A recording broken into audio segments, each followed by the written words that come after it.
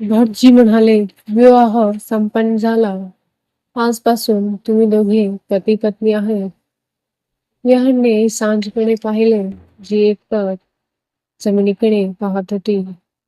आता तुम्ही मोठ्यांचा आशीर्वाद घ्या.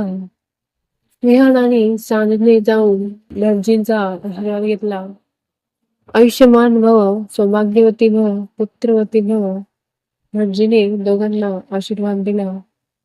सांज आणि विहानने एकमेकांना बघितले. मग विशाल आणि शालिनीकडे आले. त्या दोघांचा आशीर्वाद घेऊन विनायक आणि आरतीकडे गेले. त्यांचाही आशीर्वाद घेतला. विहानचे काही बिझनेस पार्टनर त्याला भेटायला आले होते. त्यांनी विहान आणि सांजला शुभेच्छा दिल्या. फोटोशूट झाले, जेवण वगैरे झालं. पाठवणीची वेळ आली होती. सांजच्या डोळ्यात पाणी तरळले. शालिनी अगोदरच घरी गेल्या होत्या ग्रहप्रवेशाची तयारी करण्यासाठी. आरतीने पाठवणीची सगळी तयारी केली. सांज आरतीला मिठी मारून रडू लागली. विनायकरावांच्या डोळ्यात पाणी आले. तेवढ्यात सिद्धार्थ आला. दी, तू खरंच मला सोडून जाणार आहेस का? सांजने आरतीला सोडून त्याच्याकडे पाहिले.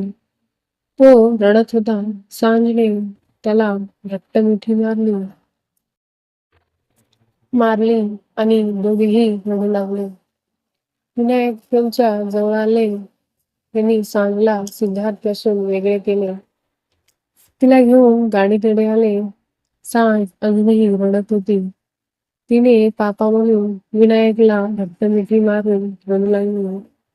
विहानला सांजचे रडणे त्रास देत होते. त्याला वाईट वाटत होते. एका मुलीला आपले आई बाबा आपले घर सोडून जाणे किती अवघड असते. सांज बाळा, आम्ही इथेच आहोत. तुला जेव्हा आमची आठवण आली तेव्हा तू आम्हाला भेटायला येऊ शकतेस. आता रडणे थांबव आणि एक गोष्ट लक्षात ठेव. सासर हेच तुझं घर आहे. त्यांची काळजी घे. विनायक विहानकडे आले. माझी मुलगी खूपच निरागस आहे. तिच्याकडून काही चूक झाली तर तिला माफ करा आणि समजावून सांगा. ती ऐकेल. म्हणून त्यांनी विहानसमोर हात जोडले. विहानने लगेच त्यांचे हात पकडले. डॅड, हे तुम्ही काय करत आहात? आपल्या मुलाजवळ कोणी हात जोडते का? तुम्ही मला मुलगा मानत नाही का? तुमचा अधिकार आहे. तुम्ही आदेश द्या. आणि तुम्ही सांजची काळजी करू नका. ती आता माझी जिम्मेदारी आहे. असे म्हणून विहानने सांजला गाडीत बसवले आणि स्वतःही बसला. ड्रायव्हरने गाडी चालू केली. सांजच्या नजरेपासून सगळे दूर जाऊ लागले. तिच्या डोळ्यात पुन्हा एकदा अश्रू आले. विहानने तिचा हात आपल्या हातात घट्ट पकडला. शब्दापेक्षा भावना जास्त होत्या. ती नजर वर करून त्याच्याकडे पाहू लागली. दोघांची नजरानजर झाली. विहानने तिला डोळ्यानेच शांत केले आणि तिचा हात अजून घट्ट पकडला. सांजनेही आपला हात सोडवण्याचा प्रयत्न केला नाही. गाडी राठोड मॅन्शनकडे निघाली. ड्रायव्हर गाडी चालवत होता. त्याच्या बाजूला अमर बसला होता. अमर आरशातून सांज आणि विहानकडे बघू लागला. त्याच्या चेहऱ्यावर स्माईल आली. मागच्या गाडीमध्ये समर आणि रिद्धी होते. ती सांज सोबत आली होती. दोन्ही गाड्या येऊन राठोड मॅन्शन मध्ये थांबल्या. ड्रायव्हरने खाली उतरून विहानच्या साईडचा डोर खोलला. विहान बाहेर आला आणि त्याने जाऊन सांजच्या साईडचा डोर खोलून तिला बाहेर येण्यासाठी आपला हात दिला. सांजने त्याच्या हातामध्ये हात देऊन आपला लेहंगा सांभाळत बाहेर आली.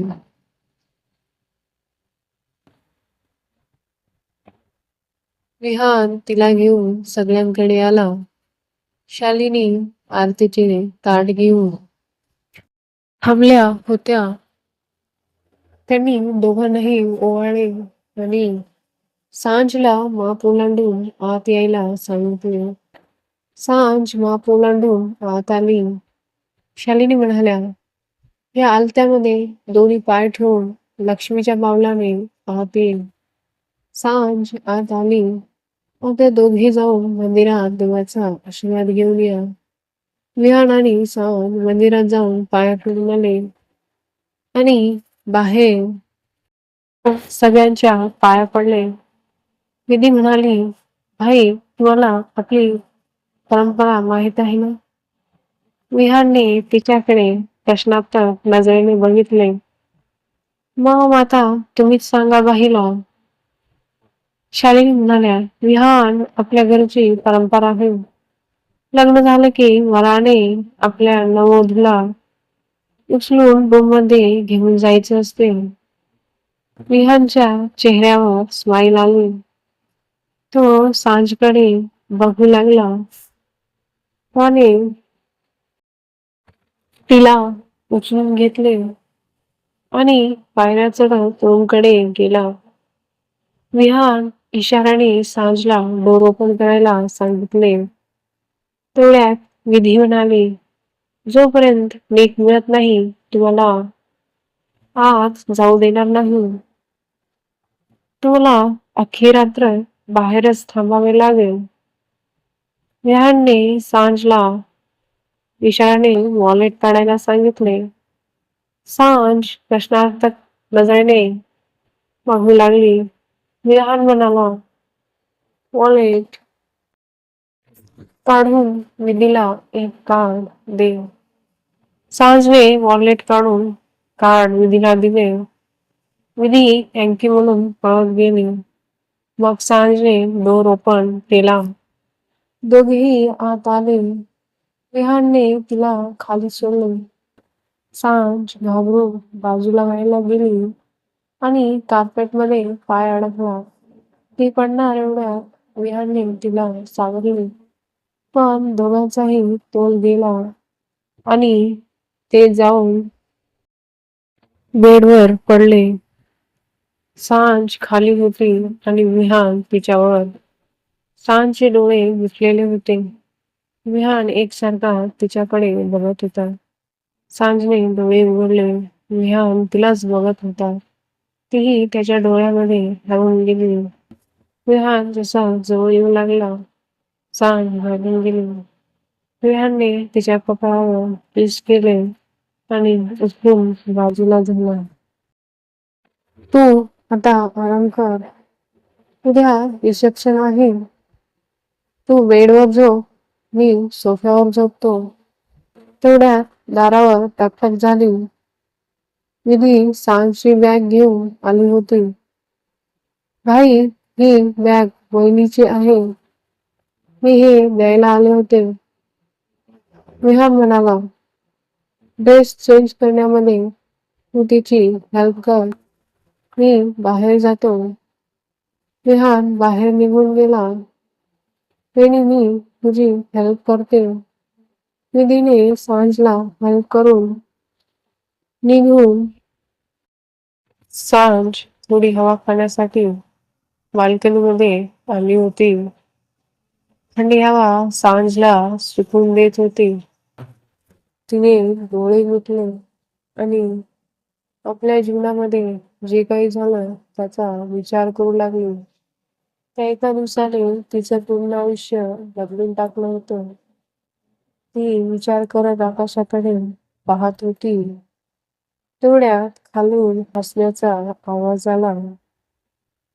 श्याम, अमर आणि विहान गार्डन मध्ये बोलत बसले होते. ते तिघे बेस्ट फ्रेंड होते. इकडच्या तिकडच्या गप्पा करत ते हसू लागले. सांज त्यांना लक्षपूर्वक पाहू लागली. अमर म्हणाला, विहान, तू खुश तर आहेस ना? विहान थोडा वेळ शांत राहिला. मग म्हणाला, मी खुश नाही आहे. हे जबरदस्तीचं नातं आहे. माझं तिच्यावर खूप प्रेम आहे. मी तिला धोका नाही देऊ शकत. विहानचे बोलणे ऐकून सांज पूर्णपणे कोलमडून गेली. विहानचे शब्द तिच्या कानात घुमत होते. हे जबरदस्तीचं नातं आहे. मी खुश नाही. माझं तिच्यावर प्रेम आहे. सांजला आपल्या कानावर आणि डोळ्यावर विश्वास बसत नव्हता. ती खूप रडायला लागली. तिच्या डोळ्यासमोर अंधारी येऊ लागली. ती तशीच जाऊन सोफ्यावर बसली. अगोदरच तब्येत ठीक नसल्यामुळे आणि थकव्यामुळे तिला रडतच झोप लागली आणि ती तशीच सोफ्यावर झोपी गेली. अमर म्हणाला, विहान, तू काय बोलत आहेस? मी सांजवर खूप प्रेम करतो, पण तिला असे जबरदस्तीने माझी बनवायचे नव्हते. मला तिला प्रेमाने माझ्या जीवनामध्ये घेऊन यायचे होते. तिला ह्या सगळ्या गोष्टीचा खूप त्रास होत आहे. तर त्या दिवसापासून नीट खात आहे आणि झोपत आहे. त्यामुळे मी खुश नाही. विहानचे बोलणे ऐकून समर आणि अमर शांत झाले. समर म्हणाला, विहान, सगळे काही ठीक होईल. काळजी करू नकोस. सांजला थोडा वेळ दे. विहानचा उदास चेहरा पाहून त्यांनाही वाईट वाटत होते. अमर म्हणाला, विहान, तू आता जाऊन झोप. वहिनी तुझी वाट बघत असतील. समर आणि अमर आपापल्या रूममध्ये गेले. विहान रूममध्ये आला. त्याला सांज झोपलेली दिसली आणि तिला थंडी वाजत होती. बेडवरचं ब्लँकेट घेऊन तिला पांघरले आणि तिच्याकडे बघू लागला. त्याला लगेच कळले, सांज थोड्या वेळापूर्वी रडत होती. रडून तिचे डोळे सुजले होते. तो म्हणाला, सांज, प्लीज, स्वतःला त्रास करून घेऊ नकोस. तुला त्रास झालेले मला आवडत नाही. विहान बेडवर जाऊन झोपला. सांज जागीच होती. तिने एकदा डोळे उघडून विहानकडे बघितले आणि आपला हात तोंडावर ठेवून रडू लागली. सकाळी सकाळी सांजला झोप लागली. विहानला जाग आली तेव्हा सकाळचे 10 वाजले होते. त्याने उठून सोफ्यावर बघितले. सांज अजूनही झोपून होती. मग तो बाथरूम मध्ये जाऊन फ्रेश झाला आणि कपडे बदलून खाली आला. सगळेजण उठले होते आणि ब्रेकफास्ट करायला येऊ लागले. शालिनी म्हणाल्या, विहान, सांज कुठे आहे? मॉम, ती अजून उठली नाही. तिला थोडा वेळ आराम करू द्या. सगळ्यांना सांजची काळजी वाटू लागली. रिद्धी म्हणाली, मी जाऊन बघू का सर? तिला नको रिद्धी, तिला आराम करू दे. ती रात्रभर रडत होती. तिला थोडा वेळ द्या सावरायला. तुम्ही सगळे रिसेप्शनची तयारी करा. सगळेजण ब्रेकफास्ट करायला बसले. ब्रेकफास्ट करून आपल्या कामाला लागले. विहान अमर आणि समर सोबत रात्रीच्या रिसेप्शनची पार्टीची तयारी करू लागला. आता 12 वाजले होते. तो आपल्या रूमकडे निघाला.